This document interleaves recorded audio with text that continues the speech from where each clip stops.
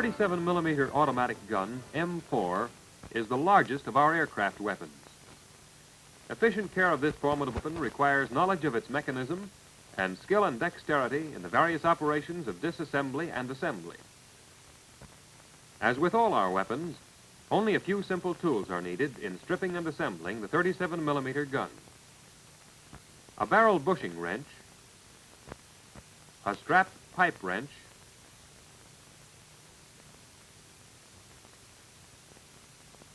and a piston rod nut wrench are supplied with the gun. The only other tools needed for disassembly are a small screwdriver, a crescent wrench, and a pair of pliers. Long-nosed pliers are handy, but not necessary.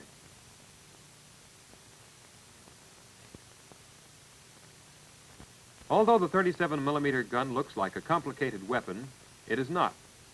It is as easy to strip and assemble as any of our other weapons. To remove the tube or barrel, the lock frame is pulled to the rear until it is engaged and held there. This is extremely important because when the lock frame is forward, the extractor is in a recess in the end of the tube. If the tube is turned, the extractor will be twisted and ruined. Therefore, the lock frame must be to the rear. The tube bushing is then unscrewed with the tube bushing wrench.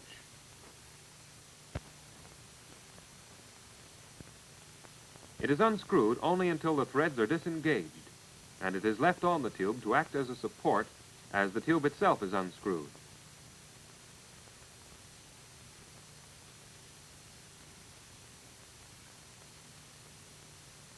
The pipe wrench is placed around the tube at any convenient place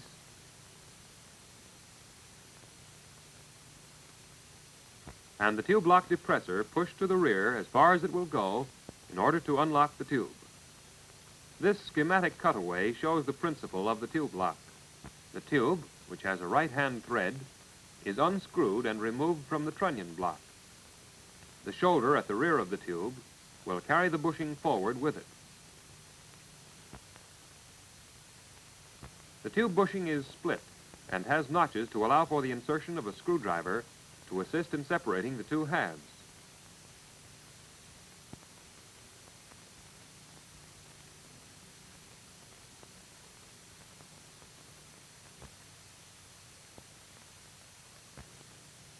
To replace the tube, the procedure is reversed, except that it is not necessary to push on the tube lock depressor, since the lock will engage in the barrel automatically.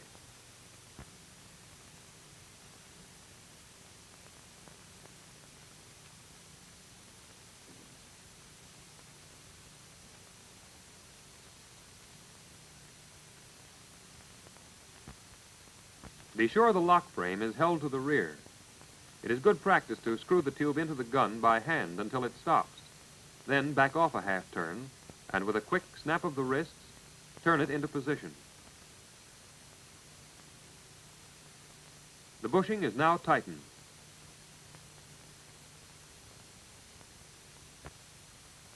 Always check to be sure the tube actually is locked in position. Visual inspection will show readily whether the lock is fully engaged in the slot in the tube.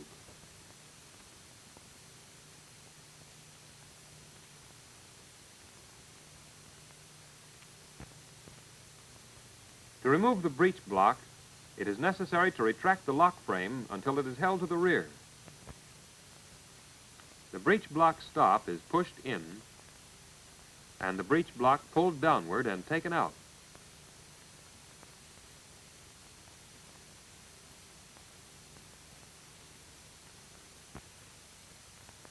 The cover then is removed.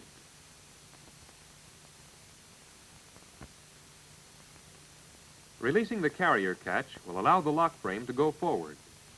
The driving springs then are released by pulling out slightly on the flat leaf spring at the side of the hook and rotating it out of the way.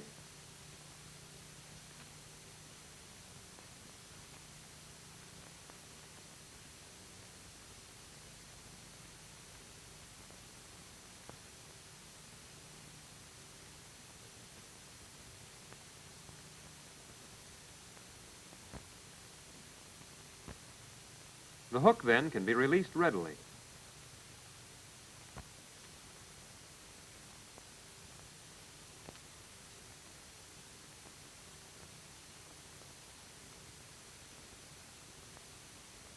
The back plate is removed by releasing the latch and forcing the plate downward.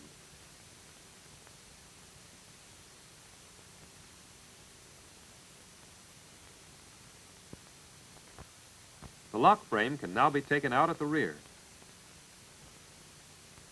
The lock frame should be grasped in one hand and the operating lever in the other. And after removal from the body, the operating lever should be eased forward. This is important, as the operating lever is easily tripped forward and can cause injury.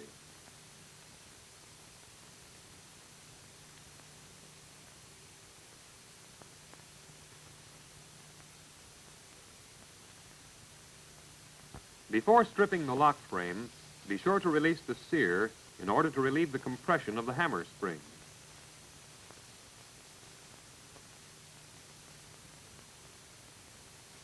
A screwdriver is inserted in the head of the operating lever spring, and the head pushed forward and turned slightly to the left to release it.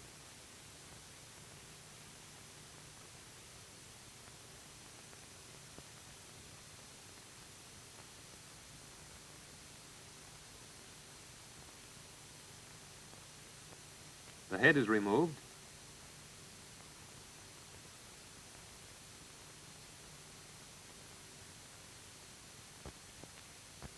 Then the follower and the operating lever spring.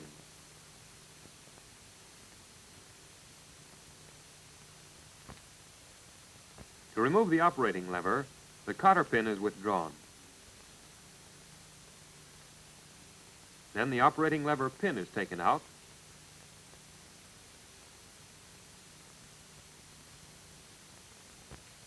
And the operating lever set aside.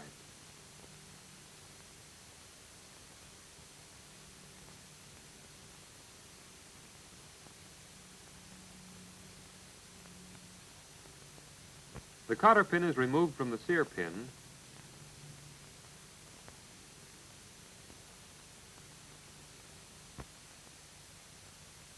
The sear is depressed and the pin removed.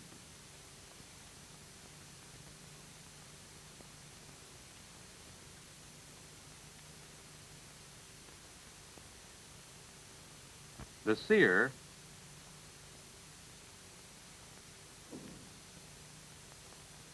and the sear spring then are taken out. The cotter pin is removed from the hammer pin.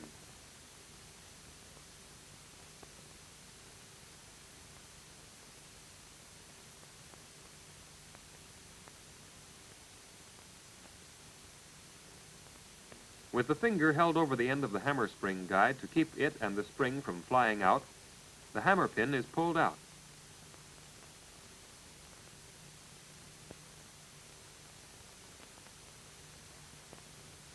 The guide and spring then are taken out.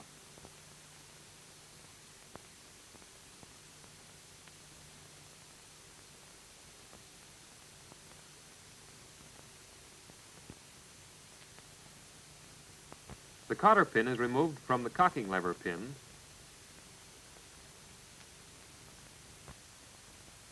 And when the pin is removed, the cocking lever will drop out.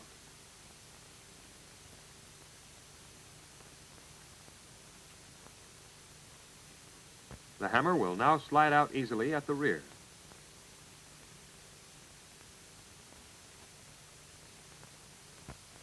The extractor and its heavy spring are not removed except for replacement.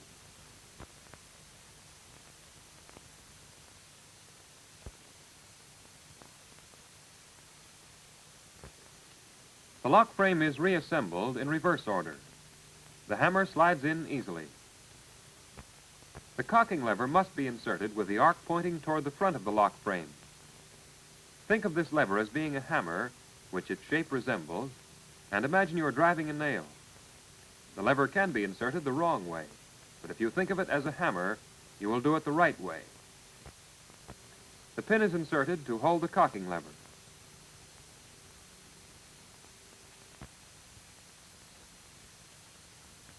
Always use a new cotter pin and be sure it is properly spread.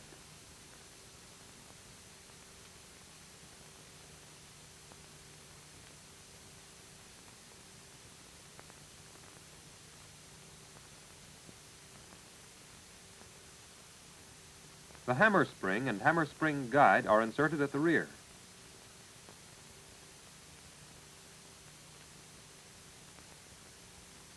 While the spring is held compressed, the pin is placed in position.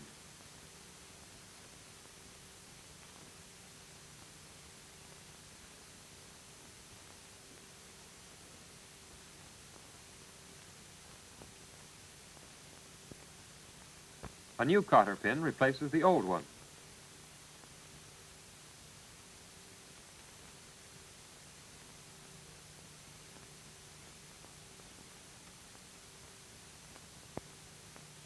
The sear spring and sear are placed in position and held compressed while the pin is inserted.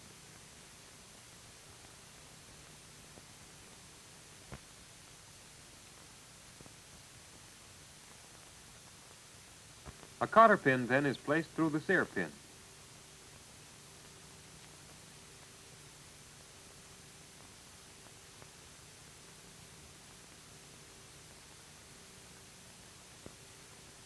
The operating lever is placed in position and held there by its pin.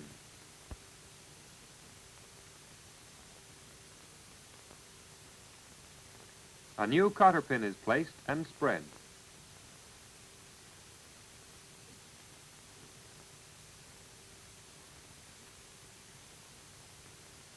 The operating lever spring with its head and follower is inserted.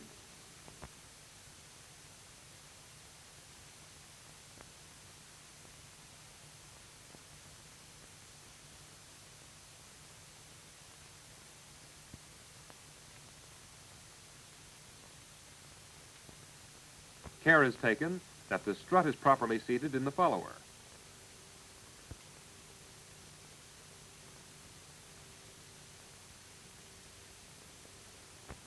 After assembly, the lock frame should be tested.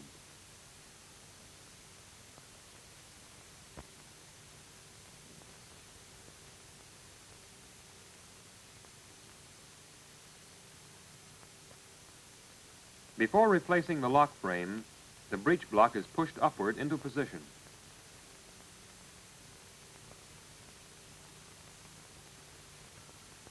The operating handle of the lock frame must be held to the rear in order that the studs will engage in the cam grooves properly.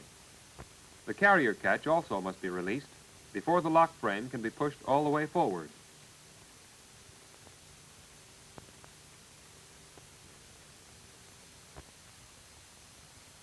The driving springs, then, are hooked onto the lock frame.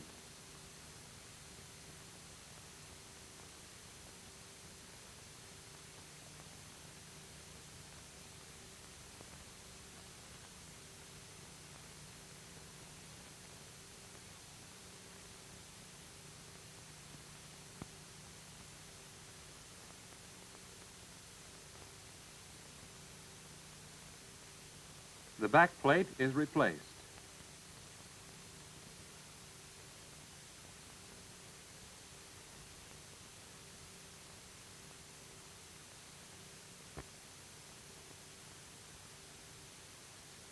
With the cover removed, the feed crank is lifted out.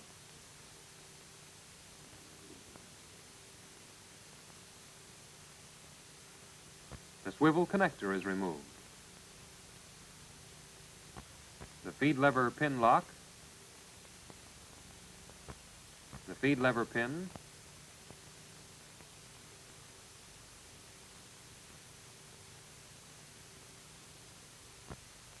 and the feed lever are taken out.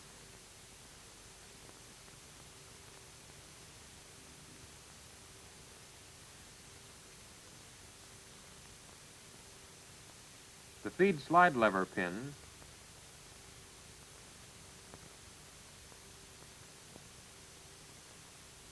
and the feed slide lever are removed.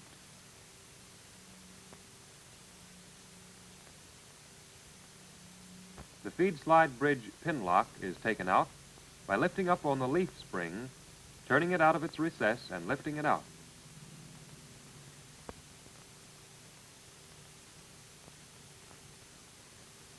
The feed slide bridge is removed by pushing it slightly toward the left side of the gun and lifting it out. The feed slide is removed by releasing the belt holding pawl and pulling the slides out.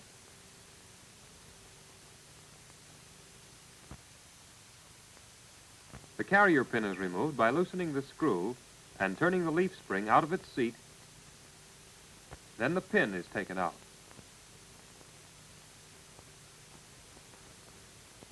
The carrier with the carrier dog can now be lifted out.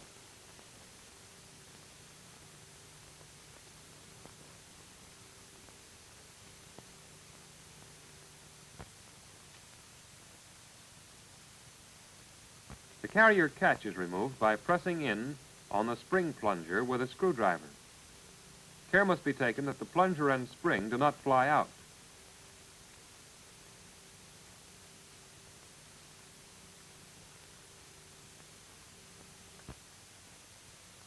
The plunger and spring are removed.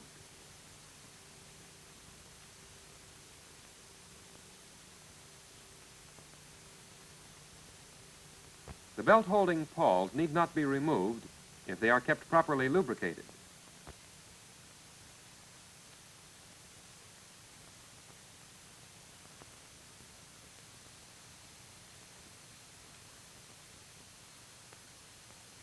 The feed box components are reassembled in reverse order. First, the carrier catch plunger and spring and the carrier catch.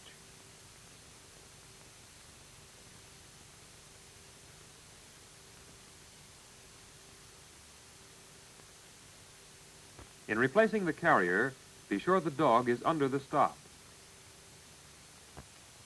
Then the following are replaced in order: the carrier pin,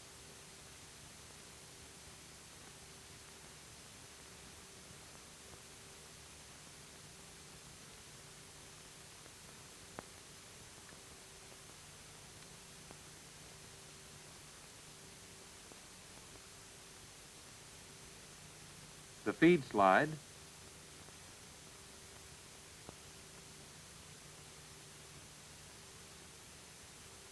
the feed slide bridge,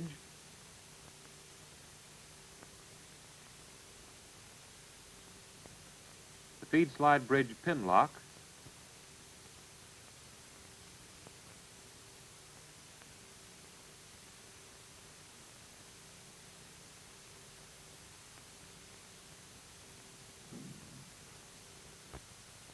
the feed slide lever, the feed slide lever pin,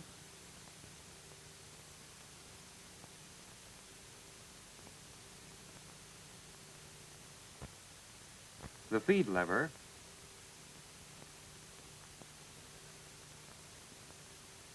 the feed lever pin, the feed lever pin lock,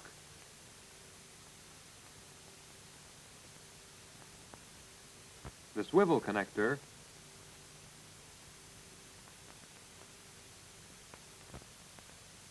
and finally, the crank. In practice, it will be found slower and more difficult than this to line up the swivel and replace the crank.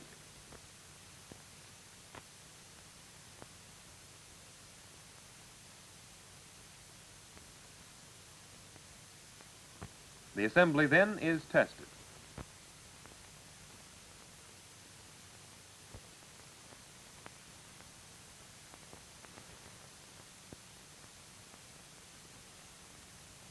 To remove the tube extension, the driving springs are released and taken out.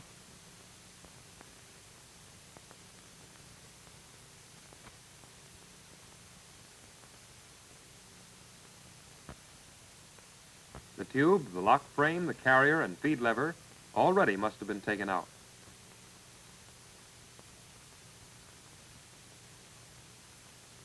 The breech block stop is depressed and held in that position by inserting a screwdriver under the head of the bolt at the rear. The piston rod nut then is removed with the special wrench.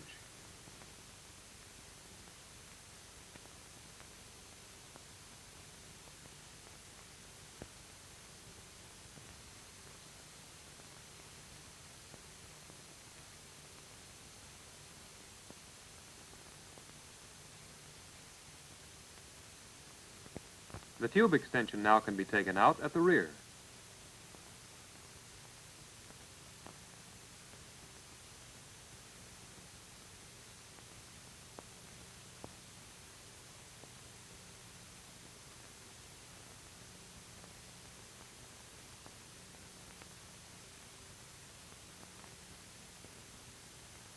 The pin is removed from the trigger trip and the trigger trip taken out.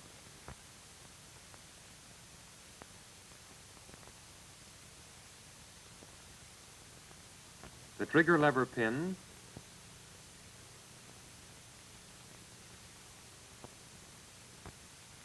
and trigger lever are removed.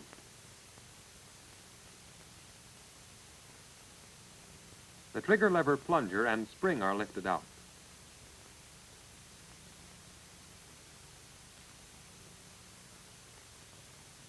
The tube extension is reassembled in reverse order. We begin with the trigger lever spring and plunger.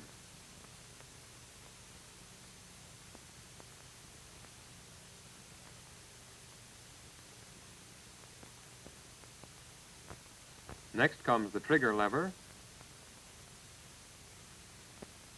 the trigger lever pin,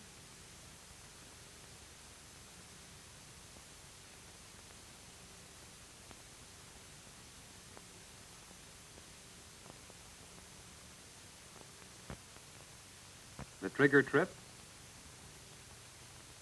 the trigger trip pin,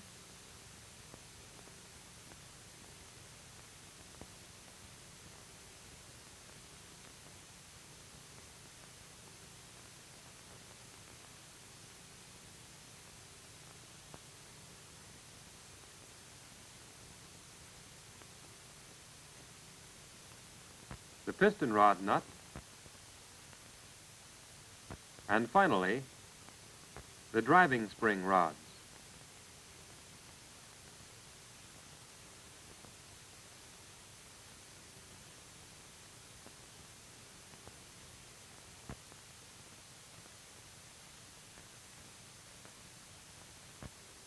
The accuracy life of this cannon is largely dependent upon the kind of care and attention given it. The bore and chamber are cleaned thoroughly with a solution of 1/2 pound of soda ash in a gallon of water, then wiped completely dry and oiled with a light coat of lubricating oil.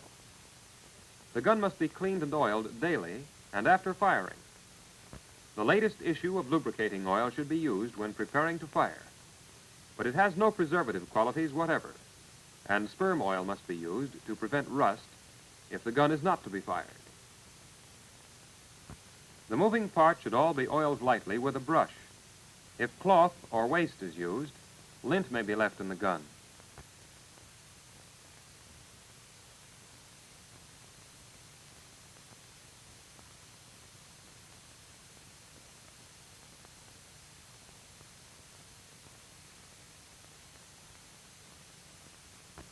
The moving parts should be oiled as they are maneuvered, in order to ensure proper distribution of the oil to all moving surfaces.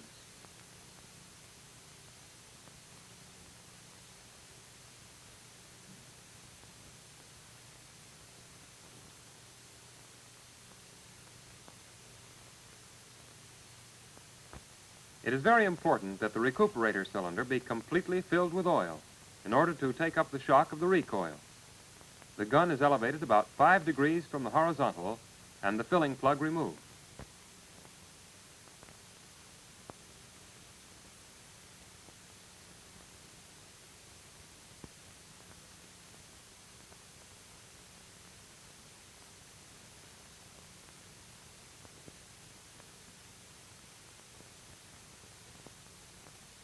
The oil is poured slowly into the cylinder until it is visible in the bottom of the filling hole.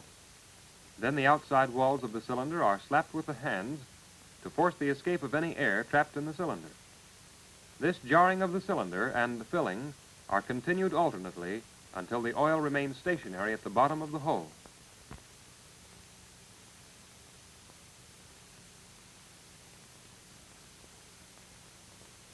The filling plug then is replaced.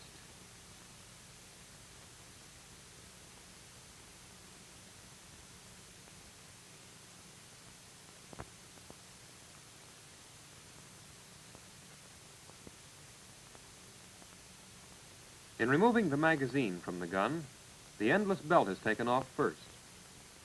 Red marks indicate the links where the belt is connected. A small connecting pin is unscrewed,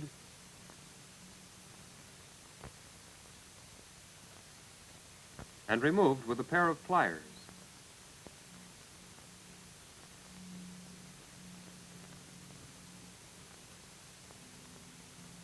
The cover then is taken off.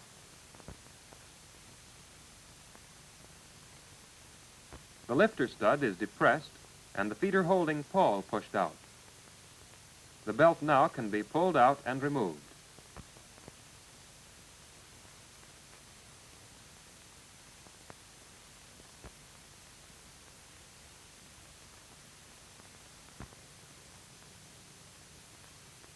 The cotter pins and bolts are removed from the top of the magazine.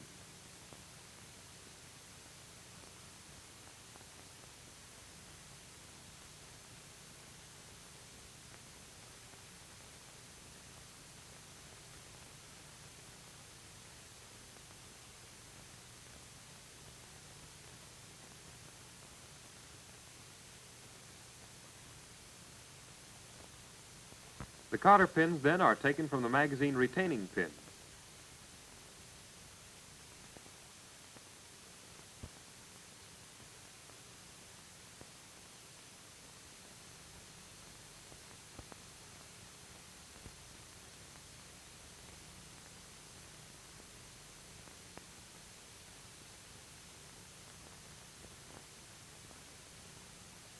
Then the pins are pulled out.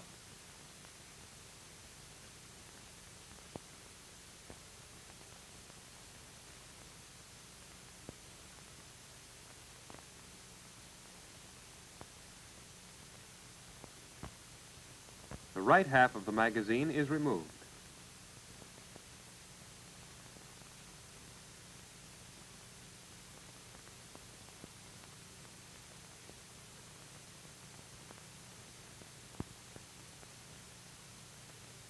The magazine latches are released, and the left half of the magazine is removed.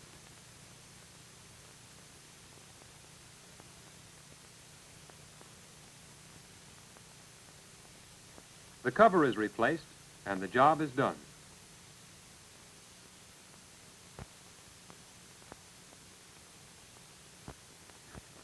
To load the 30-round magazine, the plate on the lower right side is removed. The rounds are pressed into the links, and the belt moved by hand as the loading progresses.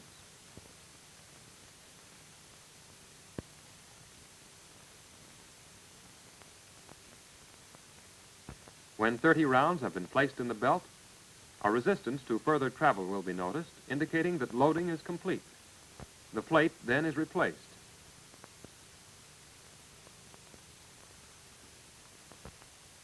To load the gun, the lock frame is pulled to the rear until it is engaged and held there. One pull of the loading handle releases the lock frame and throws a cartridge into the chamber, and the gun is ready for firing. This gun always must be cleaned and oiled after firing as well as every day. In order to do this efficiently, much practice in stripping and assembling is necessary. The 37mm cannon is an efficient and effective weapon and should be given the best of care.